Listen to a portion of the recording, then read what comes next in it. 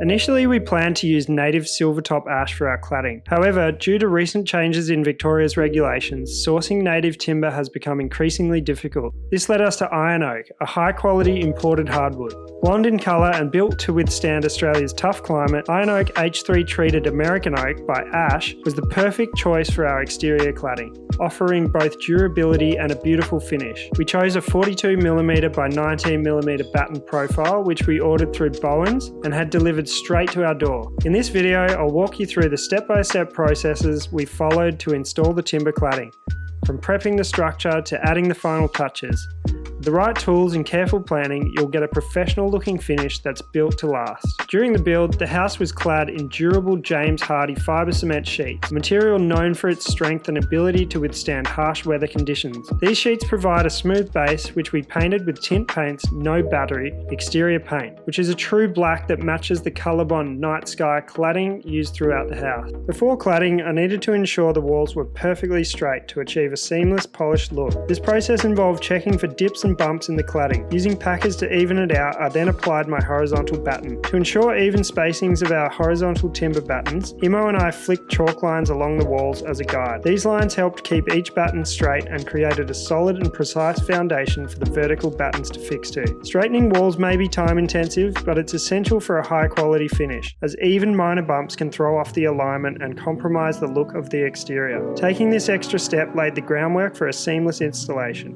With the walls prepped and straightened, I moved on to installing the vertical battens as the final layer of our cladding. To achieve a precise uniform look, I began by fixing my end battens on first, then the ones beside each window or door opening. Then I measured and figured out the spacings to the nearest 70mm centres. I then marked every 7th or 8th batten along the wall and pinned each batten into position with my nail gun. Then I used spacer blocks to fill in the battens in between.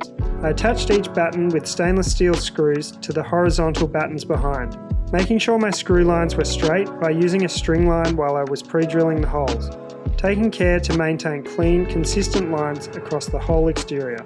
To ensure optimal water runoff and prevent moisture buildup, I cut the tops of the vertical battens on a 15-degree angle using a track saw.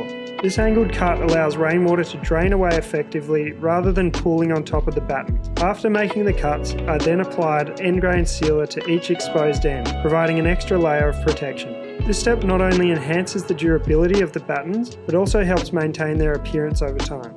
Finally, the vision of our home is a reality. The design created by our builder Sheriff Constructions over 3 years ago has finally come to life, and we're so grateful to Bowen's for their assistance in sourcing the timber cladding. Watching everything come together has been incredibly satisfying, and strapping on my tool belt to do the carpentry work made the process even more rewarding. For more home and DIY content, head over to alanimo.com.au/housebuild.